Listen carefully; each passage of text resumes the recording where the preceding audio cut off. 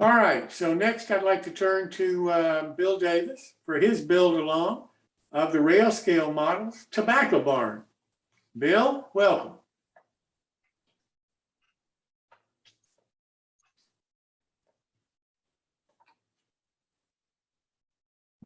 Okay, later.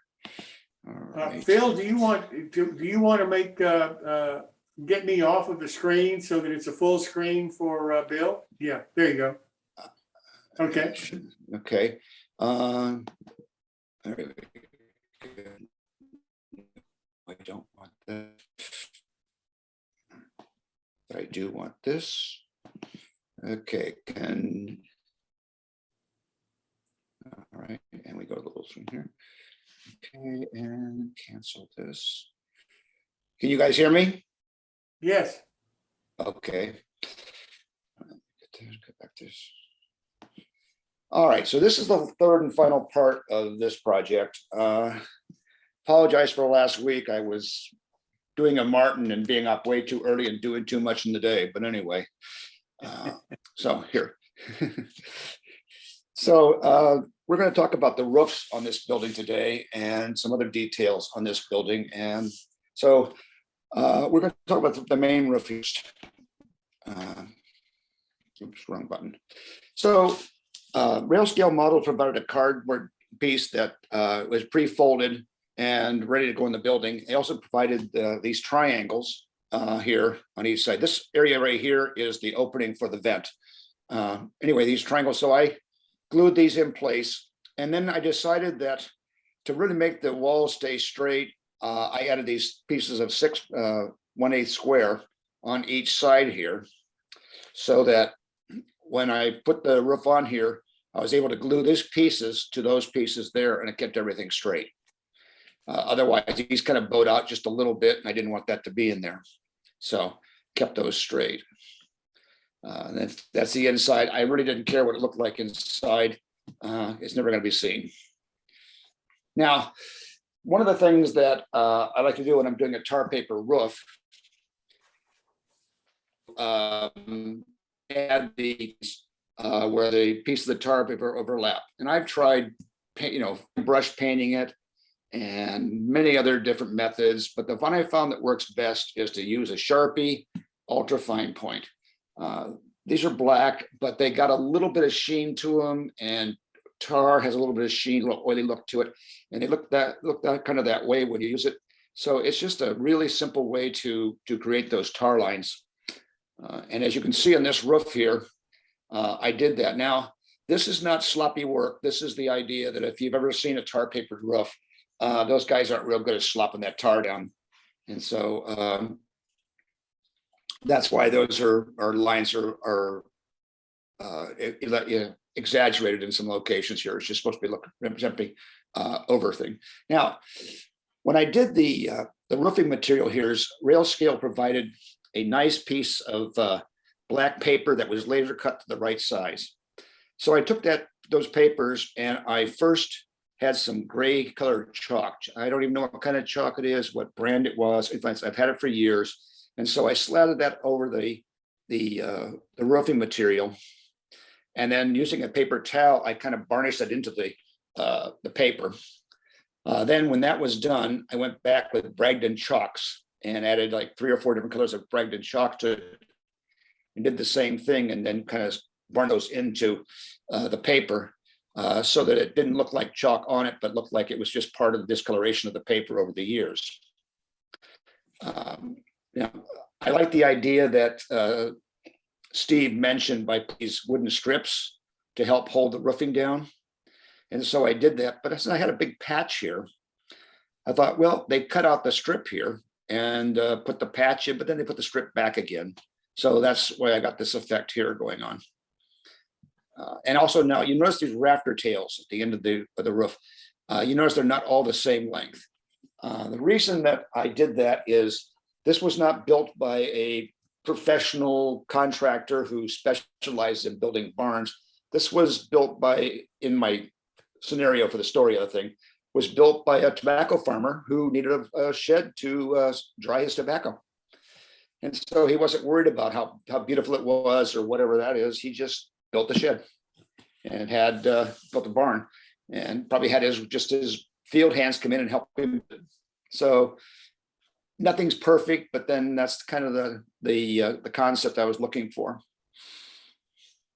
This is the backside roof. Once again, we got the strips going on here, and then we've got the part where I let the tar kind of seep through. Again, we have the odd length rafter tails at the end over here. And there are no patches back here, so these boards just went straight through.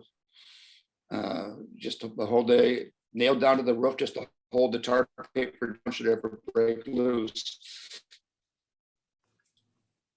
Okay, so this is the front wall, just a kind of an overview of the front wall. I don't know how to get rid of that. Anyway, an overview of the front wall, showing the door and the damaged tar paper, the brickwork, and the roofing, and the odd length rafter tails. So that pretty much completes this part of the roof.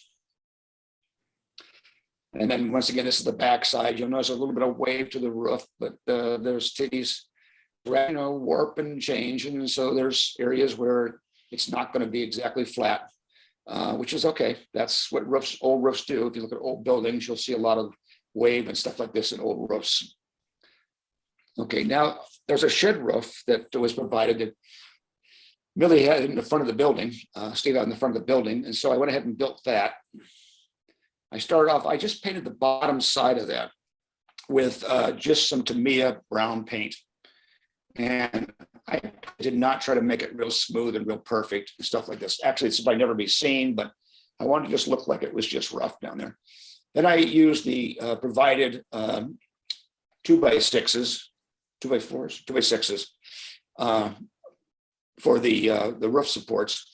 And I beveled the back one here, and I put a piece across the back here to be like a header going across the wall to support the roofing.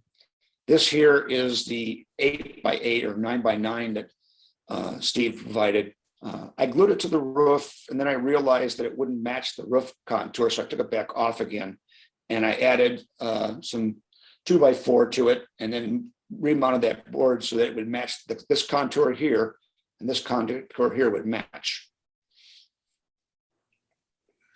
And this is the top side of that roof. Once again, I did the tar paper smears and stuff like this, and add a little patch and a little over here just to give it some character.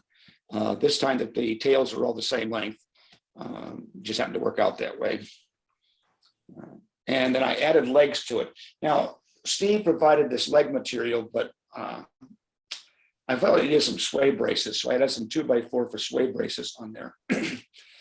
And so that completes that part of the roof. This brings us to the vents. There are two vents on this building.